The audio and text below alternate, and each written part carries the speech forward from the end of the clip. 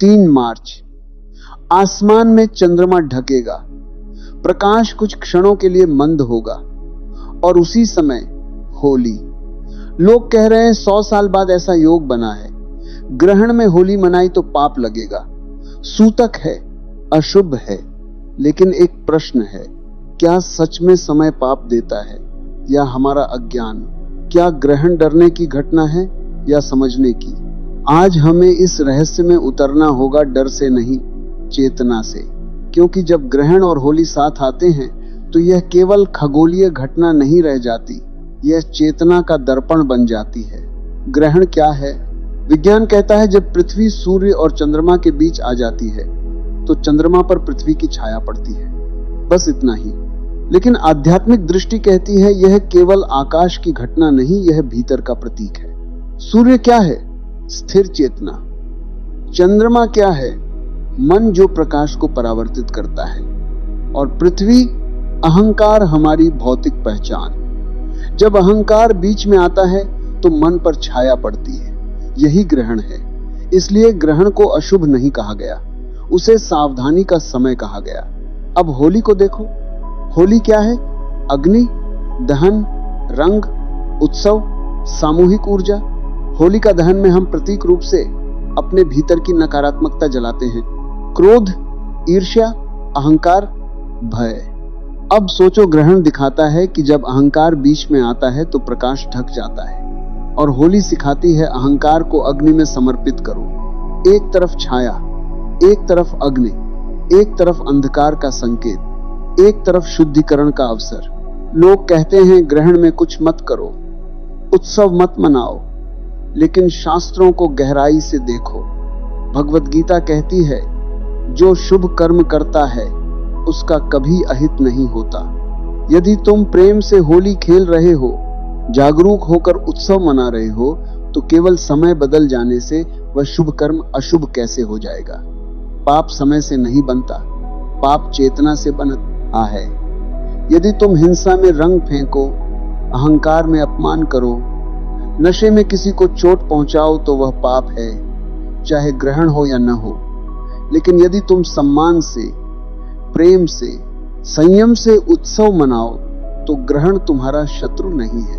उपनिषद कहते हैं त्याग भाव से भोग करो। उत्सव मना सकते हो पर आसक्ति से नहीं, अहंकार से नहीं। ग्रहण चेतावनी देता है अहंकार बीच में आ सकता है। होली अवसर देती है अहंकार जला दो। भागवत पुराण में ग्रहण के समय जप और साधना का विशेष फल बताया गया है। यदि ग्रहण पूर्णतः अशुभ होता तो उसे साधना का श्रेष्ठ समय क्यों कहा जाता? ऊर्जा तटस्थ है, वह न शुभ है न अशुभ, वह केवल बढ़ाती है। जो भीतर है वही तीव्र होगा। यदि भीतर अशांति है, अशांति बढ़ेगी। यदि भीतर प्रेम है, प्रेम बढ़ेगा। पूर्णिमा की रात मन पहले ही संवेदनशील होता है। चंद्रमा जल को प्रभावित करता है और हमारे शरीर में भी जल है। ग्रहण के समय चंद्र ऊर्जा की लय बदलती है। मन गहराई में जा सकता है, भीतर की परछाइयां स्पष्ट दिख सकती है। यह डरने का नहीं, देखने का समय है। और होली क्या कहती है? जो दिख जाए उसे अग्नि को समर्पित कर दो। अब एक और गहरी बात समझो। हम अक्सर ग्रहण को केवल पृथ्वी की एक साधारण खगोलीय घटना समझते हैं, लेकिन वास्तव में यह ब्रह्मांड की एक गहरी सच्चाई का प्रतीक है। पूरा ब्रह्मांड संतुलन पर चलता है। ग्रह अपनी कक्षाओं में घूम रहे हैं, एक अदृश्य नियम के अनुसार, एक सटीक लय में। और जब उस लय में एक विशेष संरेखण बनता है तो ग्रहण होता है। यह हमें याद दिलाता है कि जीवन भी लय है। जब तुम्हारे विचार, भावनाएं और कर्म एक ही दिशा में संतुलित होते हैं तब तुम पूर्णिमा हो, तब तुम प्रकाश में हो। लेकिन जब अहंकार बीच में आता है, जब असंतुलन पैदा होता है, तो तुम्हारे भीतर ग्रहण लगता है। प्रकाश चला नहीं जाता, बस ढक जाता है। उपनिषद कहते हैं जैसा सूक्ष्म में वैसा ही ब्रह्मांड में। जो बाहर हो रहा है वह भीतर का ही प्रतिबिंब है। ग्रहण केवल आकाश में नहीं लगता, ग्रहण तुम्हारे भीतर भी लगता है। अब इसे मनोवैज्ञानिक स्तर पर देखो। ग्रहण एक असामान्य घटना है, जब प्रकृति का परिचित क्रम बदलता है तो मन अस्थिर हो जाता है। मन को सुरक्षा चाहिए, उसे परिचित पैटर्न चाहिए। जब वह पैटर्न टूटता है तो भीतर हल्का सा भय उठता है। इसी कारण प्राचीन समाजों ने ग्रहण के समय लोगों को शांत रहने को कहा, ताकि घबराहट न फैले, ताकि सामूहिक अस्थिरता न पैदा हो। डर अक्सर घटना से नहीं, व्याख्या से पैदा होता है। आज भी देखो, जब अशुभ शब्द फैलता है तो डर फैल जाता है। यह डर ग्रहण से नहीं, भीड़ की ऊर्जा से आता है। और होली क्या है? भीड़ की ऊर्जा का विस्फोट। यदि चेतना कम हो तो वही भीड़ उन्माद बन सकती है। यदि चेतना जागृत हो तो वही भीड़ उत्सव बन सकती है। ऊर्जा दिशा नहीं चुनती, दिशा तुम्हारी चेतना चुनती है। इतिहास में अनेक ऋषियों और योगियों ने ग्रहण के समय गहन साधना की, क्योंकि वे जानते थे जब बाहरी लय थोड़ी बदलती है तो मन भीतर की ओर मुड़ सकता है। कई आश्रमों में ग्रहण के समय मौन रखा जाता था, जप किया जाता था, आत्मनिरीक्षण किया जाता था।